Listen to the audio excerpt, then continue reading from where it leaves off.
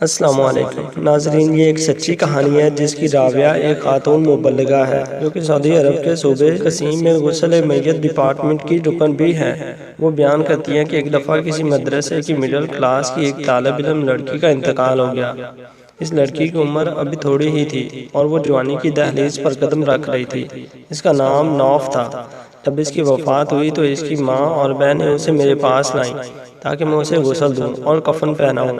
شدت غم سے اس کی ماں کا رو رو کر برا حال تھا۔ وہ اپنی بیٹی سے چمٹی ہوئی تھی اور اسے جدا ہونے کا نام ہی نہیں لے رہی تھی۔ میں نے بڑی مشکل سے اسے علیحدہ کیا اور غسل خانے کا دروازہ بند کر دیا تاکہ اسے اچھی طریقے سے غسل دے سکوں۔ میں نے جب اس کے چہرے سے کپڑا ہٹایا تو میں شرمندہ رہ گئی۔ اللہ کی قسم، اس کے چہرے سے نور کی شعاعیں ایسے اٹھ رہی تھیں جیسے نجف کی طرف تیز روشنی۔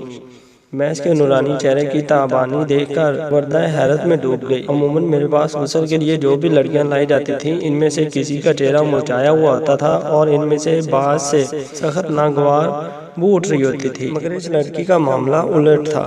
اس کا چہرہ تو روشنی سے دمک رہا تھا۔ غسل کے دوران میں مزید حیران رہ گئی جب میں نے دیکھا کہ اس کے دائیں اور بائیں ہاتھ کی شہادت کی انگلی بھی اٹھی ہوئی تھی جیسے تشہد میں اٹھائی جاتی ہے۔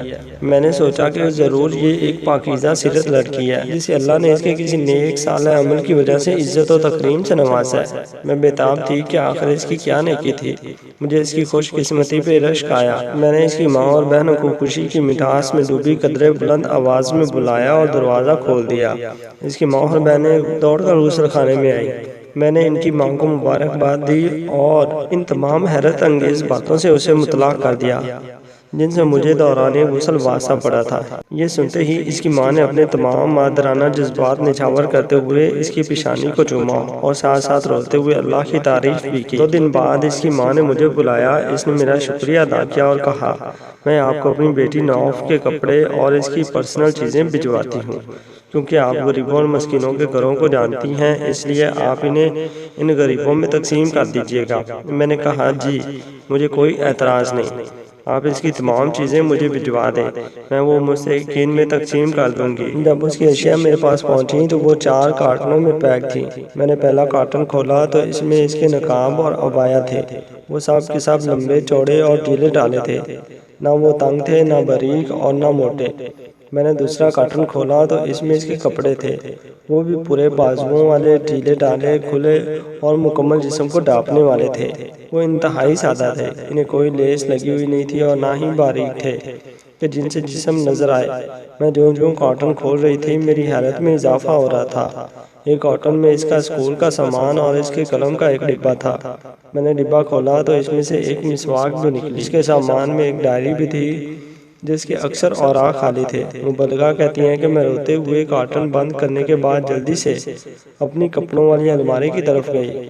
میں نے اسے کھولا اور تمام کپڑے نکال کر بیر پھینکے جو تنگ تھے یا باریک تھے یا چھوٹے بازوؤں والے تھے۔ میں نے اپنے آپ سے وعدہ کیا کہ میں آج کے بعد ڈھیلے ڈھالے کپڑے پہنا کروں گی جیسے یہ لڑکی پہنا کرتی تھی۔ میں نے اس کی ڈائری کو اپنے پاس رکھ لیا تاکہ میں اس میں اپنے لیکچرز لکھا کروں گی جو اس لڑکی کے لیے صدقہ جاریہ بن جائیں گے۔ وہ مبلغہ کہتی ہیں کہ میں نے نوف کو فون کیا اور اسے اس کی ماڈرنزم کے دور میں بھی اپنی بیٹی کو مکمل اسلامی لباس پہنانے پر مبارکباد دی۔ اس کی ماں نے کہا، اس کے اندر ایک اور بھی ممتاز خوبی تھی، اس کا دل ہر وقت نماز سے لگا رہتا تھا۔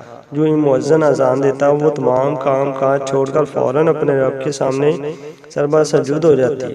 اللہ تعالیٰ سے دعا ہے کہ اللہ تعالیٰ نوف اور ان تمام عورتوں پر رحم فرمائے جنہوں نے زمانے کے چلن کی پرواہ نہ کرتے ہوئے اپنے رب کی خوشنودی کی خاطر اسلامی تعلیمات کے مطابق لباس پہنا اور سنت کا دامن تھام کر رکھا۔ اس واقعے میں میری امت کی ماؤں، بہنوں، بیٹیوں کے لیے حوصلہ افزائی کا سامان ہے جو زمانے کو خوش کرنے کے بجائے اپنے پروردگار کو خوش کرنے کی فکر میں رہتی ہیں اور شریعت کے اصولوں کے مطابق زندگی بسر کرتی ہیں تاکہ اللہ تعالیٰ کل قیامت کے دن انہیں سرخرو کر دے گا اور مسلمان خواتین یورپ کی مصنوعی چکا چوند سے متاثر ہو کر نیم عریاں اور سخت چست لباس زیب تن کر کے معاشرے کی نظروں میں اچھا بننے کی فکر میں اپنے رب کو ناراض کرتی ہیں۔ ان کے لیے تنبیہ بھی ہے کہ وہ اپنی اس روش سے باز آ جائیں اور اسلام کے مطابق زندگی بسر کرنے کا تہیہ کر لیں، اسی میں ان کی دنیاوی اور اخروی کامیابی ہے۔ اللہ تعالیٰ سب کو عمل کی توفیق عطا فرمائے، آمین یا رب العالمین۔